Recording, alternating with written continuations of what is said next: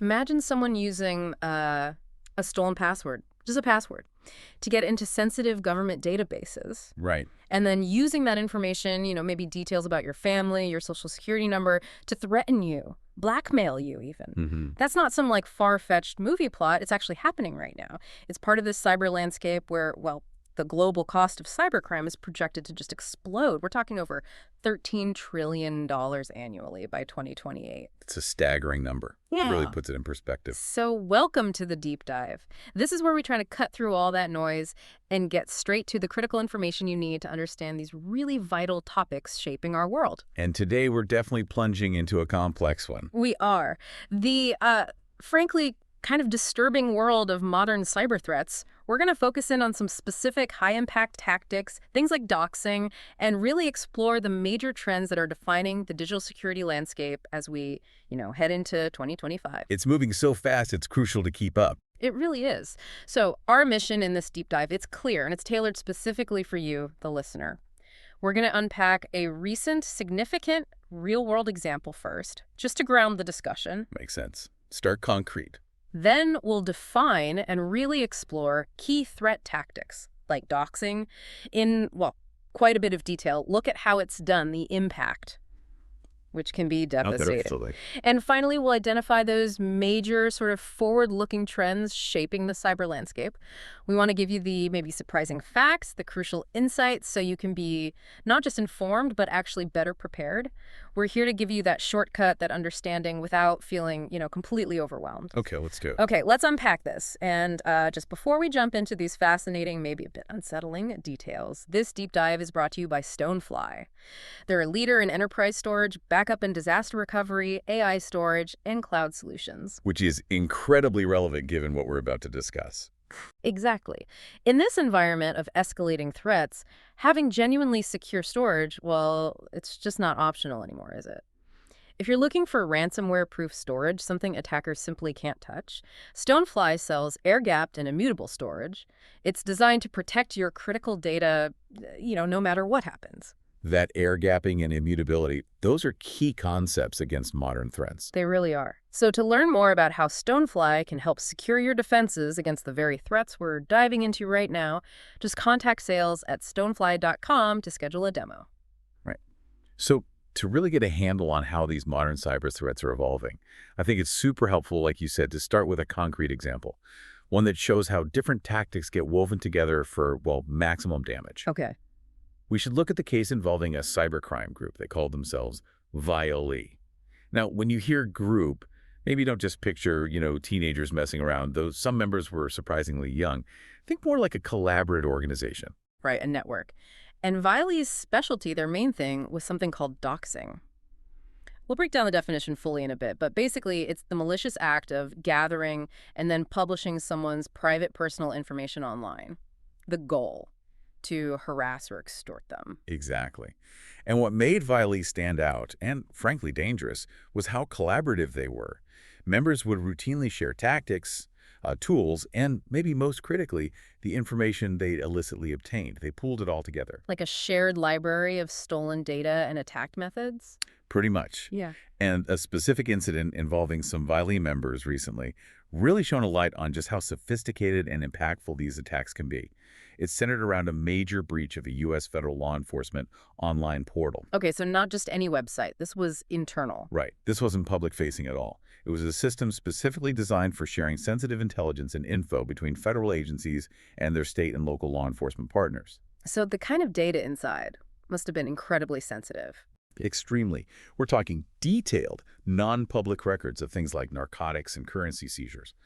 And, crucially, sensitive law enforcement intelligence reports linked to ongoing investigations, suspects, individuals. Wow.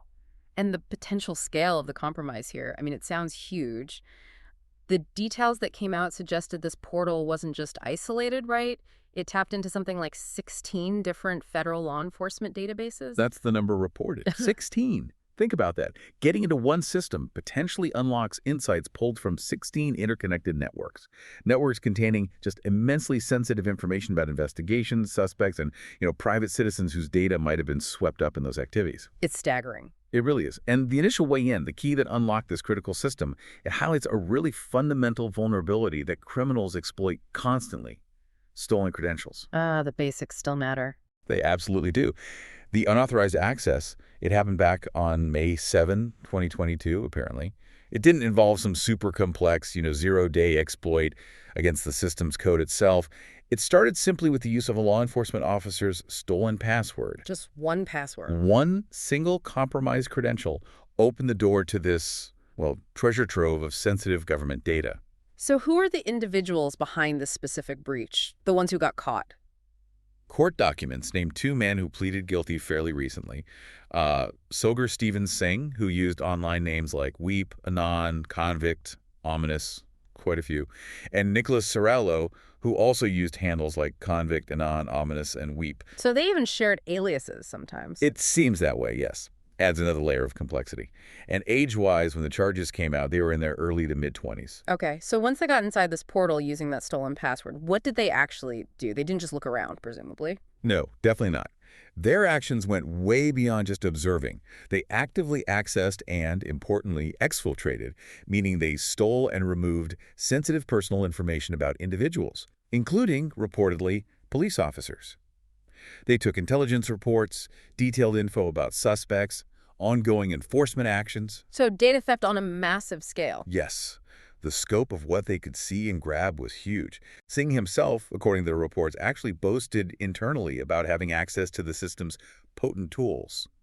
He apparently claimed, quite chillingly, that he could request information on anyone in the U.S. Nobody is safe. That really tells you the power they felt they had. Absolutely. It shows the immense power they believe this stolen access gave them over people's privacy and safety. But here's where the story gets even more concerning, right? And it shows how sophisticated modern cybercrime really is. They didn't just stop with the data they found in the portal. No, that was just the start for them. They actively used their position, the, implied credibility of being inside a law enforcement system, to reach out and gather more information, specifically targeting private companies. This is where it gets really intricate. Exactly. Nicholas Sorello, specifically, seems to have exploited their access to essentially impersonate law enforcement officers.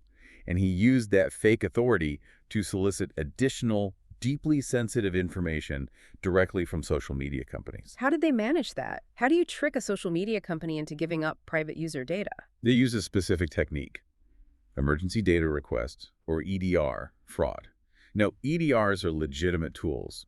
Law enforcement uses them to get urgent access to private user data from tech companies in really critical situations like kidnappings, active shooters, imminent threats where time is absolutely critical. Right, bypassing the usual warrant process because speed is essential. Precisely.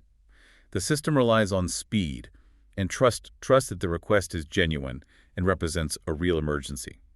What ViLE members did was fabricate these emergencies. They made up criminal investigations, pretended there were life or death situations, and submitted fraudulent EDRs to platforms like social media sites. They basically tricked the companies into quickly releasing private user details under these false pretenses. They weaponized a system built entirely on trust and urgency. That is incredibly cynical. And did they do anything else to make these fake requests look real? Yes. To boost the credibility, especially when targeting U.S.-based companies, Sorello reportedly used a compromised foreign law enforcement email account, specifically one belonging to a Bangladeshi police official.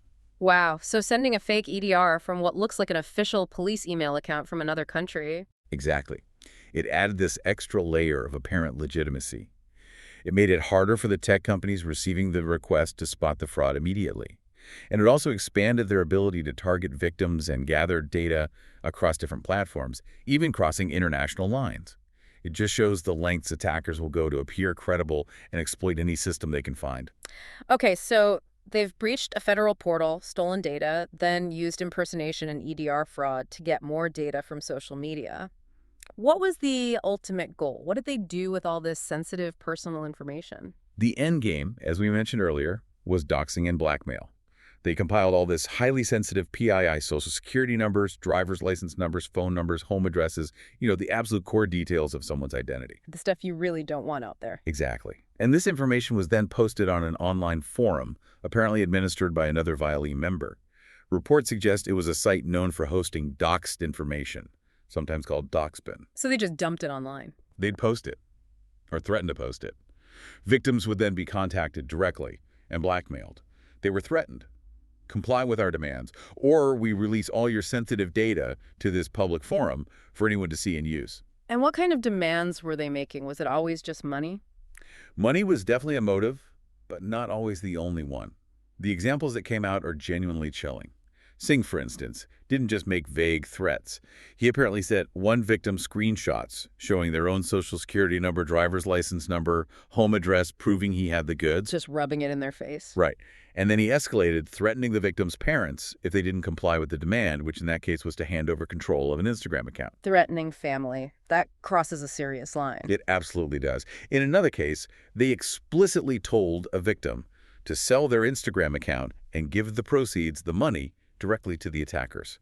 So this isn't just online name-calling. It's direct financial crime, it's coercion, it's leveraging stolen personal data for real-world intimidation and theft. Were they aware of how serious this was? Did they know they were committing major crimes? Oh, absolutely. What's striking is that internal communications recovered later by law enforcement showed they were fully aware of the severe criminal nature of what they were doing. They weren't naive kids stumbling into this. Sarala, for example, reportedly expressed real concern about getting caught. In one message, he apparently wrote something like, we're all going to get raided one of these days, I swear. So they knew the risks, but did it anyway. That level of awareness really underlines the deliberate, malicious intent behind their actions. They knew it was wrong, knew it was risky, but pressed ahead. So given the gravity of all of this, breaching a federal database, impersonating police, EDR fraud, extortion with highly personal data, what were the consequences? Did the legal system catch up? It did, eventually. Singh and Sarala were charged, and they both pleaded guilty to conspiracy to commit computer intrusion and aggravated identity theft. In terms of sentencing, Singh received 27 months in prison, and Sarala got 25 months. Some might see those sentences as maybe not reflecting the full extent of the harm caused. There were certainly comments noted in reports suggesting that feeling, reflecting the kind of frustration victims often experience in these cases. However, the authorities framed the outcome as sending a strong deterrent message, particularly against exploiting critical government infrastructure and engaging in this kind of aggravated identity theft. And is that the end of the ViLE story? Not necessarily. It's important to remember that the investigation into other ViLE members is reportedly still ongoing, which suggests the network might be, or was, larger than just these two individuals. Right. So as you, the listener, think about this specific case study, consider all the interconnected layers, right? Exactly. A simple stolen password leads to compromising critical infrastructure. Then that access isn't just used to steal data, but to impersonate authority figures. Which then allows them to exploit trusted systems, like those emergency data requests. And finally, using all that deeply personal, fraudulently obtained information for blackmail, financial gain, real-world intimidation. What really stands out to you about how interconnected and maybe how vulnerable our digital lives are when these different tactics get combined like this? It really throws into sharp relief how a weakness in one single area, whether it's just basic password security or the trust inherent in a rapid data sharing system, can be leveraged by attackers to cause significant multifaceted harm. It affects everything from, national security portals right down to an individual's physical safety, their financial well-being. It's all connected. That case study is a really chilling but valuable concrete example of one of the core tactics we need to unpack, doxing. So moving beyond just the ViLE incident, let's take that deeper dive now into what doxing really means, how it works, and its, often devastating impact. Okay, so at its most fundamental level, doxing is the act of collecting and then publishing someone's private, personally identifiable information, their PII, online. But there are two critical elements. It's done without their consent, and crucially, with malicious intent. That malicious intent piece is key, isn't it? It's not just accidentally sharing something public. Exactly. It's the purpose behind the publication that defines doxing. And that purpose is invariably harmful. It can range from online harassment, public shaming, humiliation, all the way to enabling real-world stalking, physical attacks, or even setting the stage for identity theft and financial fraud. And it's probably worth quickly distinguishing doxing from something like swatting, though they're related. Yes, good point. Swatting is often seen as a particularly dangerous form or consequence of doxing.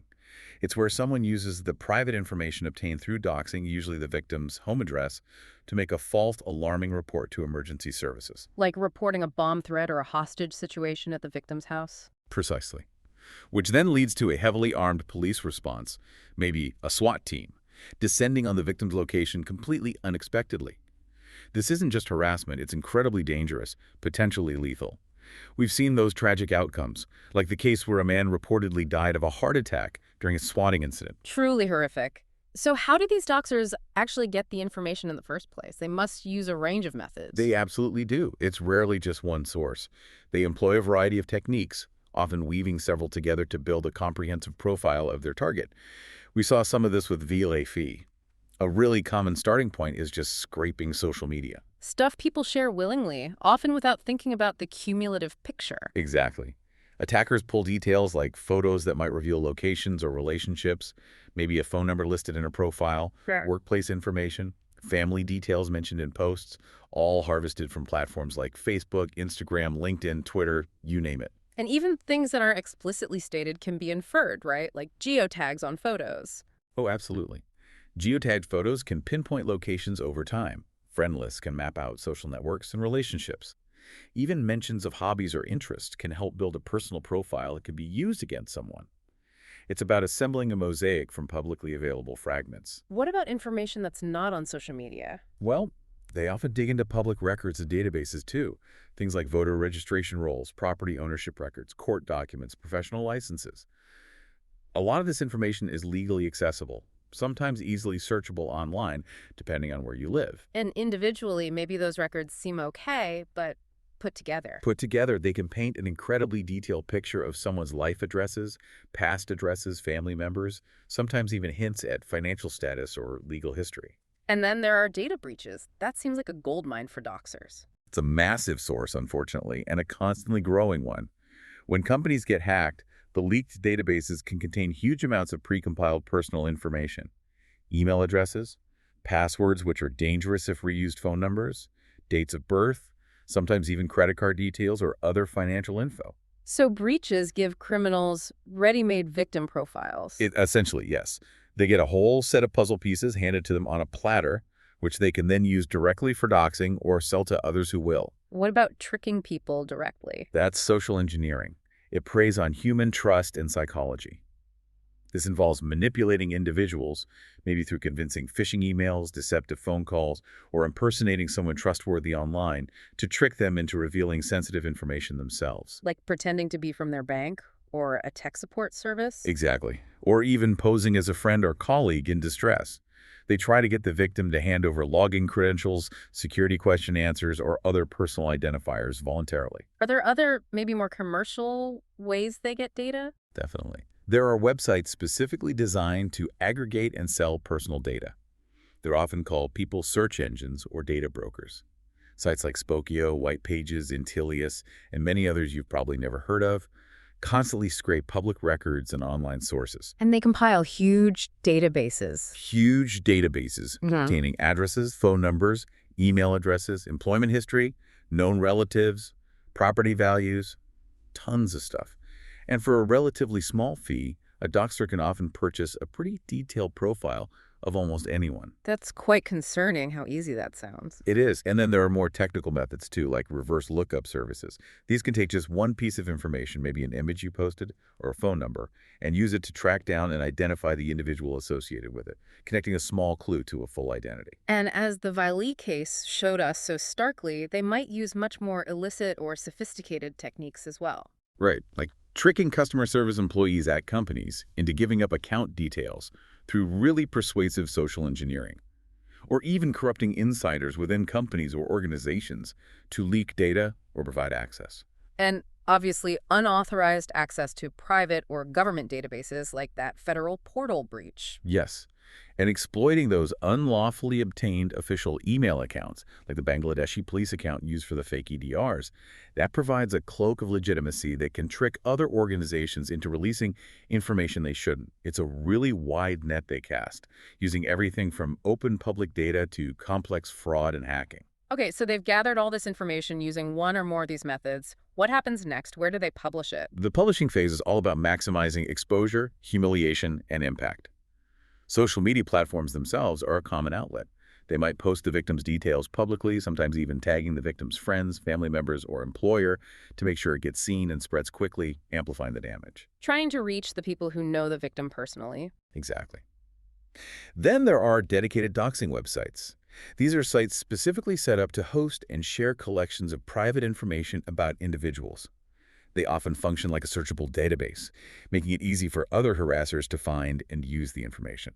It's grimly ironic that even some of those sites, like Doxbin, have reportedly been targeted themselves sometimes. It is. It shows the chaotic nature of that world. And finally, online forums and communities, especially those known for hosting malicious activity, allowing anonymity or coordinating harassment campaigns, places like 4chan, Kiwi Farms, or other less public forums, are frequent destinations where doxed information gets shared among like-minded groups, often before it spills out more widely. The impact on the victims, it must be absolutely devastating. It goes way beyond just being embarrassed online. Oh, profoundly. It's far beyond inconvenience. Victims face relentless harassment and threats. Imagine a constant barrage of abusive messages, spam phone calls at all hours, explicit threats to their physical safety, and often, terrifyingly, threats directed at their children or other loved ones. And their reputation. Can be utterly destroyed, both personally and professionally. Attackers often don't just post factual leaked data. They'll twist it, mix it with lies, or add fabricated harmful narratives to paint the victim in the worst possible light. This can ruin job prospects, destroy personal relationships, and shatter their public standing. The psychological toll must be immense. Unbearable for many. Victims frequently report suffering from severe anxiety, a constant fear for their safety, developing paranoia, feeling isolated, and experiencing significant psychological trauma, sometimes akin to PTSD. The unending threat of exposure and abuse takes a massive toll on mental health. And as we mentioned with SWATing, there's that terrifying potential for the online harassment to spill over into real-world danger. Yes, the risk of stalking, physical confrontation, or actual physical attacks becomes very real, especially when precise location information like a home address is made public. Is there a financial risk, too? A huge one, especially if sensitive financial details, bank accounts, credit card numbers, investment information get exposed. That data can be used almost immediately for identity theft, draining accounts, opening fraudulent lines of credit, or for further extortion attempts. And for people whose careers depend on their public profile or reputation. For public figures, journalists, activists, academics, even just professionals who need an online presence for their work, doxing can be career-ending. It can jeopardize jobs, destroy businesses, or undermine organizational affiliations, either because of the sensitive information revealed or because of controversial opinions or past statements dug up and weaponized out of context. It's often reported that victims don't even know they've been doxed until strangers start contacting them, right? Based on the leaked info. That's very common, and it's an incredibly disorienting and frightening way to find out. Suddenly, your private world is being invaded by hostile strangers who know things about you they shouldn't. And doxing is often connected to other forms of online abuse, too. Yes, absolutely. It's frequently not an isolated act. It can be part of a broader campaign of harassment.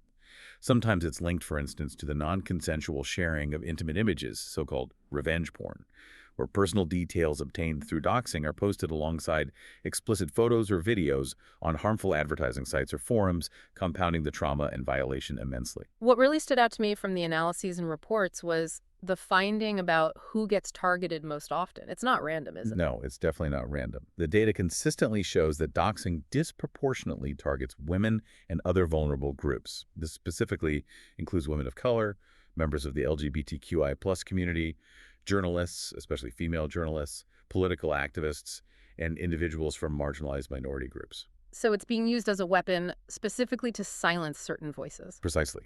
It's frequently weaponized as a tool of intimidation, specifically aimed at silencing women who are visible or outspoken in the public sphere, whether they're in politics, journalism, academia, activism, or even just online commentary. And this leads to something called the chilling effect, right? Exactly. The fear of being doxxed, the fear of having your private life exposed, potentially facing real-world violence, having your reputation destroyed, your family threatened. It causes victims and potential future victims to self-censor. So they just stop speaking out Yep. or go offline. Often, yes. They might significantly reduce their online activity, delete social media profiles entirely, stop writing or speaking publicly on certain topics, or in really extreme cases, feel forced to change jobs or even move house to escape the harassment and potential danger. And the impact of that chilling effect, it goes beyond just the individual victim, doesn't it? It absolutely does.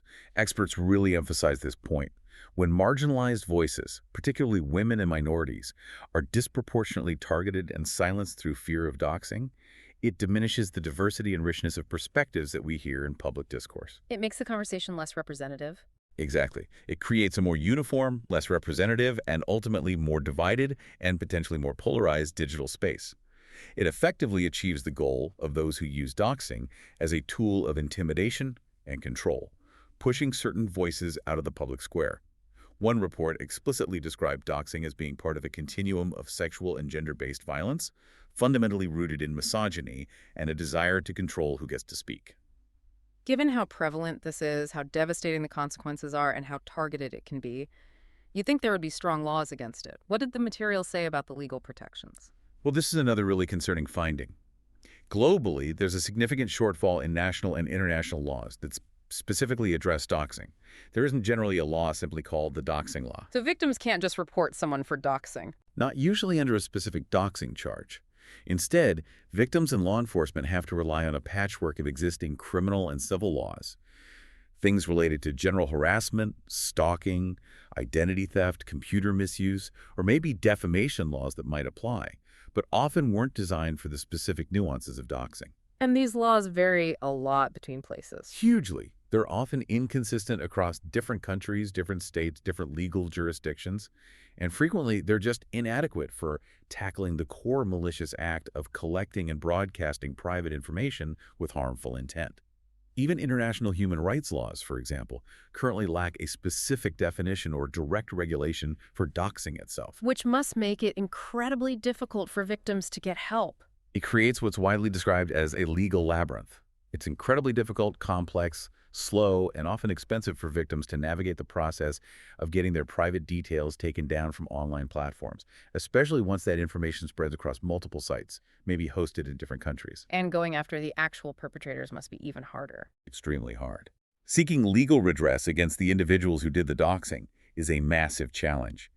And the consequence of this legal vacuum, this complexity, is that the perpetrators often act with a sense of impunity. They exploit these legal gaps, not just in government laws, but sometimes also in the enforcement policies of the tech platforms themselves. Did the analysis find any laws that seem to apply, even indirectly? Yes, some existing laws might be relevant depending on the specifics of the case and the jurisdiction. Examples mentioned included things like the UK's Malicious Communications Act or Australia's General Cybercrime Act, or maybe certain aspects of the EU's GDPR, although GDPR is more about how organizations handle data rather than the malicious publication by individuals. What about in the U.S.? In the U.S., while there's been discussion and even proposed federal legislation like an Interstate Doxing Prevention Act, which aims to criminalize that intentional publication with intent to harass or harm, the very fact that such specific laws are still being proposed highlights that prosecuting doxing effectively under existing federal statutes alone can be challenging. It often falls back to state-level harassment or stalking laws, which vary. And the fact that doxing often crosses borders must make it even tougher. Massively complicates things. An attacker could be in country A, the victim in country B, and the website hosting the doxed info in country C. Which laws apply? Which police force investigates? How do they cooperate? It sounds like a jurisdictional nightmare. It really is. This multi-jurisdictional nature makes it extremely difficult for law enforcement and victims. There's a clear need identified in the materials for adapting mechanisms for better multilateral international cooperation, maybe updated treaties or streamlined processes, just to ensure victims have a realistic chance of accessing justice, regardless of where the attacker or the platform happens to be located. And what about the platforms themselves? The social media sites, the forums where the stuff gets posted? There's a very strong call for holding tech platforms more accountable.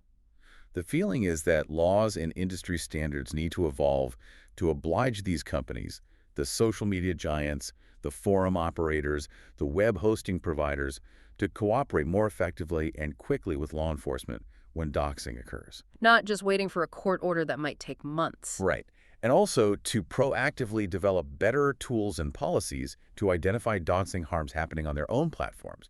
And critically, to take swift, decisive action to remove doxed information when it's reported, instead of placing the entire burden of chasing takedowns on the already traumatized victim. So for you, the listener, hearing all this, if you engage online at all, personally or professionally, just understanding how easily information can be gathered, compiled, and then weaponized through doxing is, well, it's crucial, isn't it? Absolutely crucial. And that finding that the legal systems and even the platform responses are really struggling to keep up, it raises a big question for all of us, I think.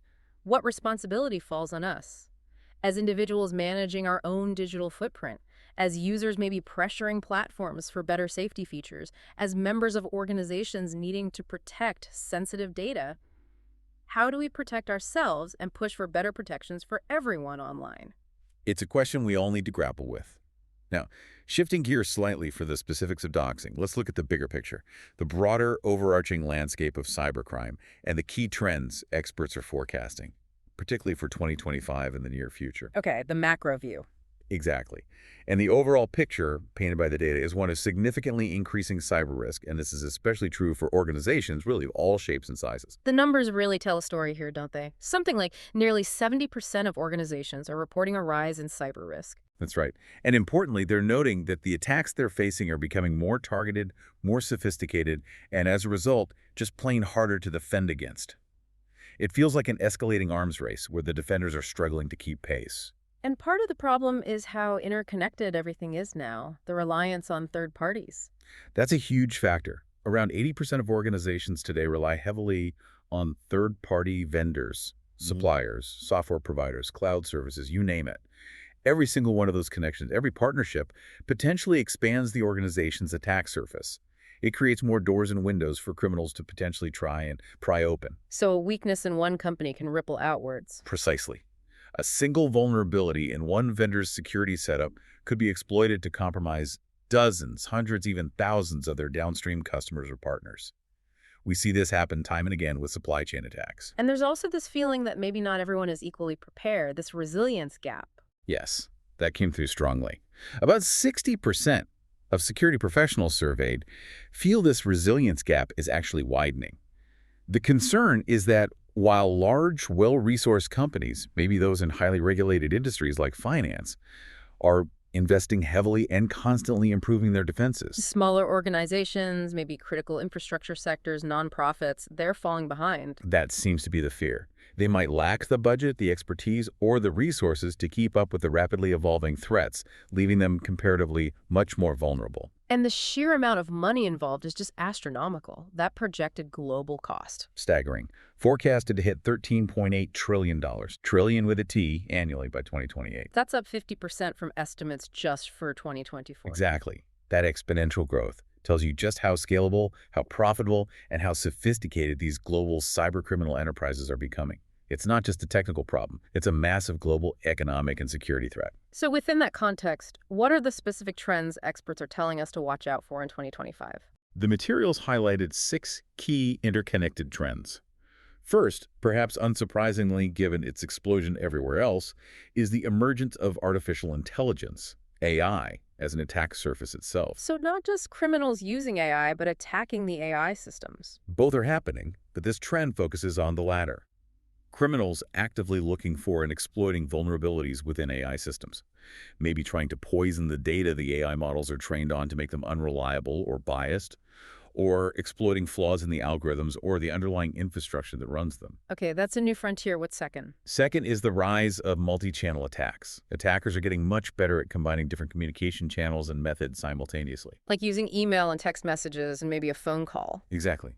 They might use email, social media DMs, messaging apps like WhatsApp or Signal, SMS texts, even AI-generated voice calls, all woven together in a single campaign. This makes it much harder for security tools, which might only monitor one channel effectively, to detect the overall threat. And it makes social engineering attempts much more convincing for the victim. Makes sense. Third trend. Third, building on what we discussed earlier, is the growing exploitation of supply chain vulnerabilities. These attacks are becoming more frequent and can escalate incredibly quickly. A seemingly minor security gap in a widely used software component or a less secure supplier can be leveraged to cause widespread, cascading disruptions across countless businesses and potentially even critical infrastructure sectors all at once. Fourth sounds familiar. Threats to personal identities. Yes, and this ties directly back to our doxing discussion and the ViLE case. This trend highlights that attackers are explicitly targeting employees' personal accounts, their personal devices, like phones and laptops, and sometimes even their families, not just for the individual's data, but as a strategic pathway to breach the organizations they work for. Because personal security is often weaker than corporate security. Often, yes.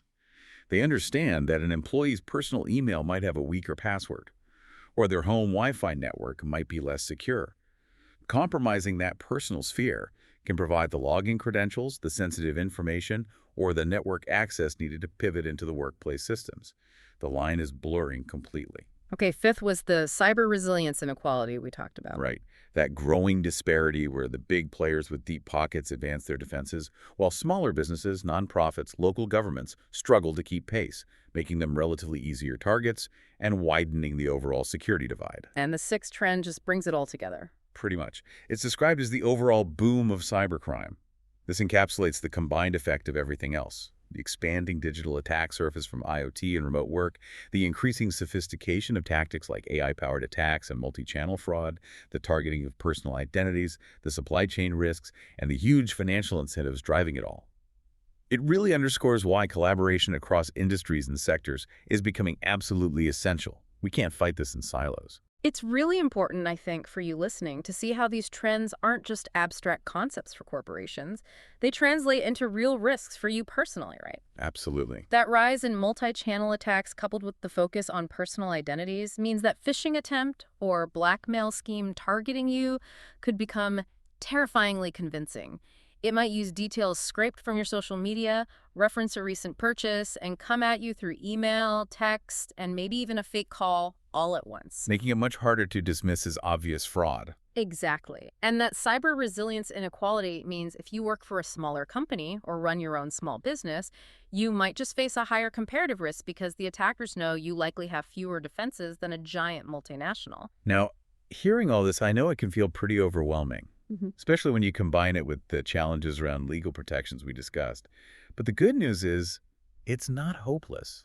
There are concrete ways to prepare to build resilience, both for yourself and within your organizations. There's hope amidst the gloom. There is. Experts emphasize that while staying ahead requires continuous effort, actionable strategies and resources do exist. We just need to use them. Like using AI for defense too, not just offense. Exactly. While AI is a growing attack surface, it's also potentially a powerful tool for defense. Experts suggest leveraging AI, for instance, specifically for preparation, using AI-driven simulations to create highly targeted training scenarios that realistically mimic the latest attack methods. So you can practice responding before a real attack happens. Precisely. Helping individuals and teams better understand the threats, recognize them, and know how to react effectively before they're under real pressure. As one expert put it, we can use AI to train your team for what's coming next. And that training piece, it needs to go beyond just the office, right? Beyond the IT department's annual presentation. Critically so. This was a point emphasized again and again in the materials. There was one quote that really captured it perfectly. Train your family and your friends because attackers are targeting everyone. Wow, train your family and friends. That really brings it home. It does, doesn't it? And the reason this is now seen as crucial is directly linked to those trends we just discussed. Attackers are increasingly targeting personal identities, personal accounts, personal devices, often seeing them as the path of least resistance to get to more valuable targets, whether that's your company's network via your compromised personal email, or simply using your stolen personal information for widespread fraud or doxing campaigns. So my personal digital hygiene directly impacts my work security and maybe even the security of people I know. Absolutely. Attackers don't respect the artificial boundaries we draw between our work lives and our home lives. Your personal digital security is now fundamentally intertwined with broader organizational and even societal security. Okay, so what are some practical, actionable steps you, the listener, can take right now based on these insights? First and foremost, just be incredibly mindful of the personal information you share online, especially on social media. Assume anything you post could potentially be scraped, aggregated, and maybe used against you or someone else later.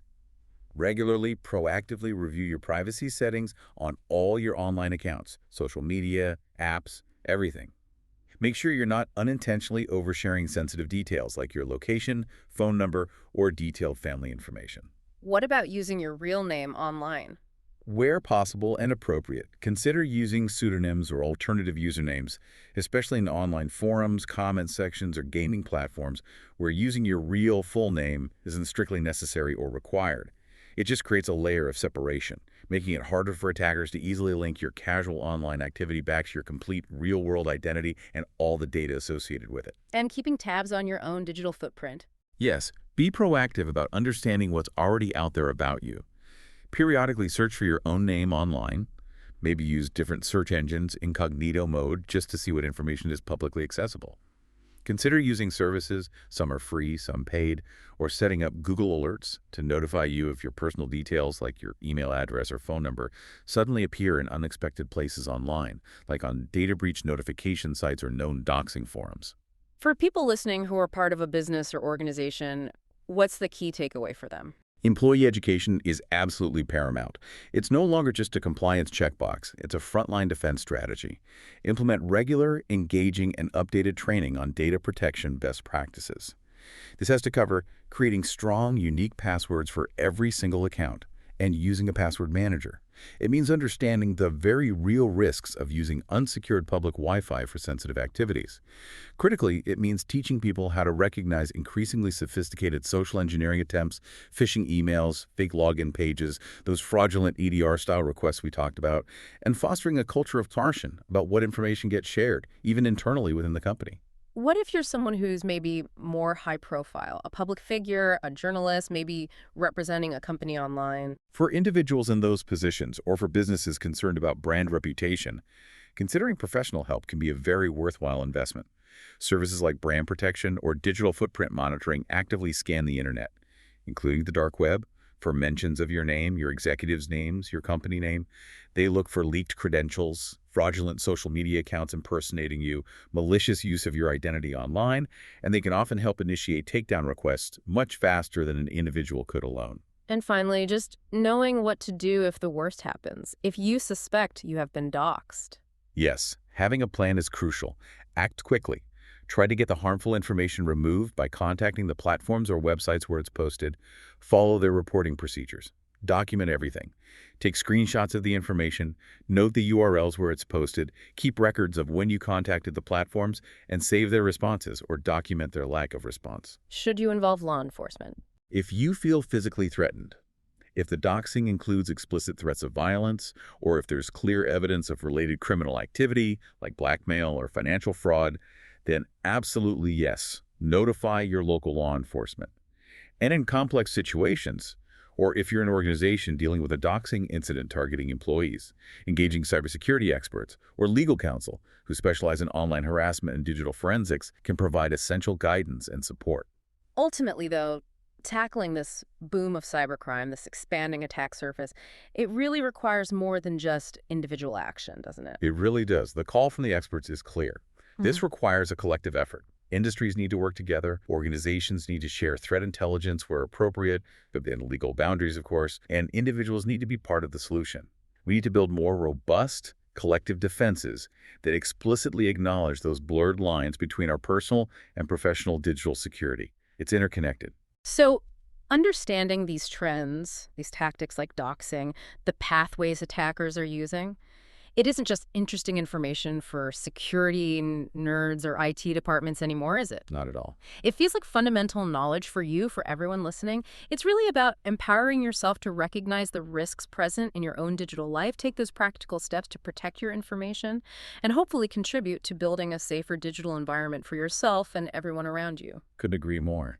So just to wrap things up on this deep dive, we've seen the, frankly, stark reality of sophisticated cyber threats through that compelling recent case of the ViLE group.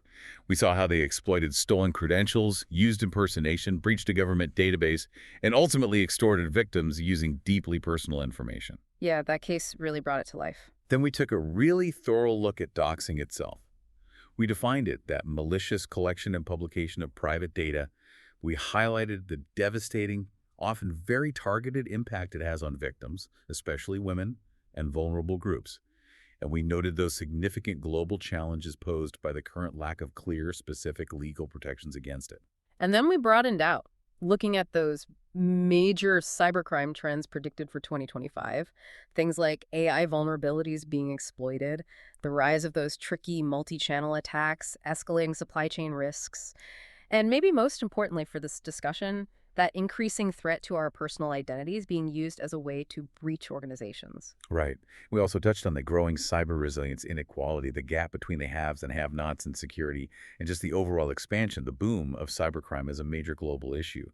But as you said, while the threat landscape is clearly substantial and complex, just staying informed, just listening to this deep dive, is truly that essential first step towards building more effective defenses.